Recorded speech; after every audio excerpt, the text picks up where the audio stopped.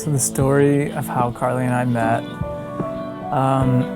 it started when I was working at Best Buy in Redding, California. I met this cool guy at Best Buy when I was working there. Then I saw him at church one day, and he introduced me to his wife.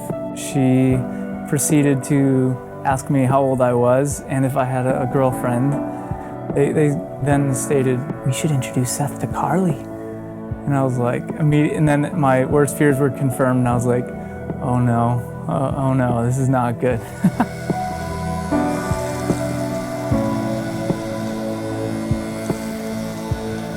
Went to lunch with my parents and my sister. While we were sitting there, my parents mentioned something about, I think it was like a guy that my dad had met at Best Buy. And they said, he kept saying, well, yeah, I met this guy at Best Buy. I ran into him at church this morning. And as he said that, my mom turned and looked at him and just said, Dan, we weren't gonna say anything.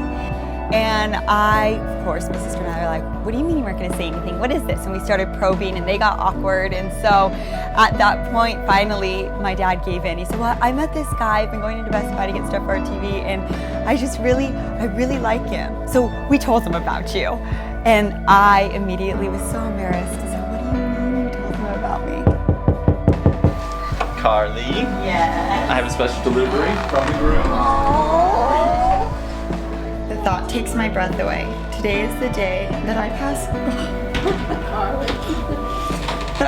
over all the others, choose you, look into your beautiful eyes, and ask you to become my wife. What a day.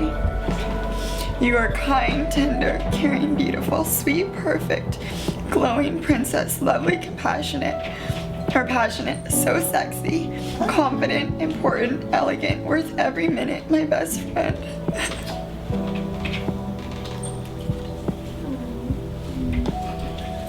But my dad, growing up, had told me, Carly, I feel like God has a guy for you that's going to sweep you off your feet. In one of the love letters, at the end of it, Seth, towards the end, signed it off. He was in New York, and he signed it off by saying, when I leave here, I'm coming back, and I'm coming back to sweep you off your feet. And that was it. I knew he's the one that my heart had been dreaming of, praying of, for, waiting for, that he was it.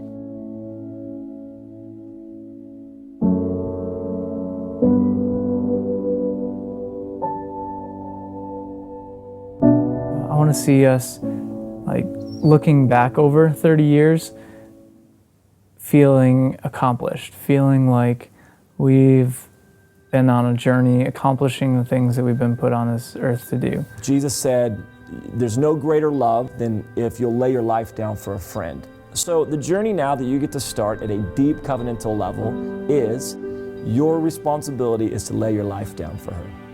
That's what you do. Your responsibility is to lay your life down for him. And the way that we express our love is we serve one another.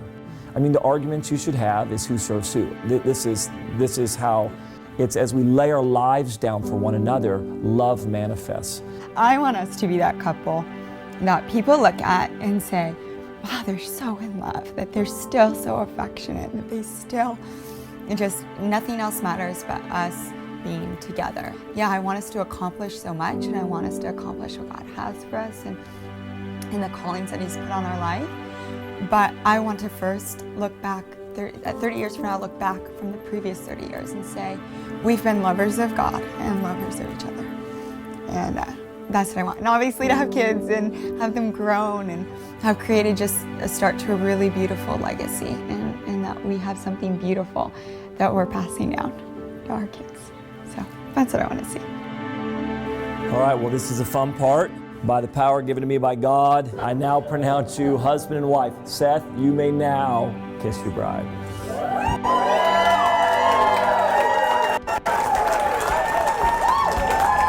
She's going to be my wife.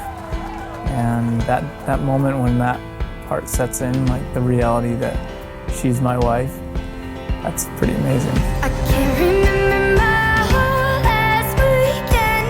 I think I may have been playing pretend. Is it just me, or are we two kids again? Doing nothing, even doing nothing on the weekends.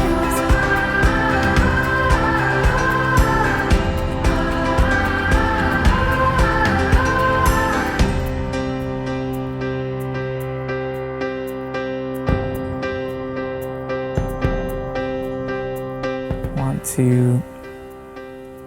to be thoughtful and loving.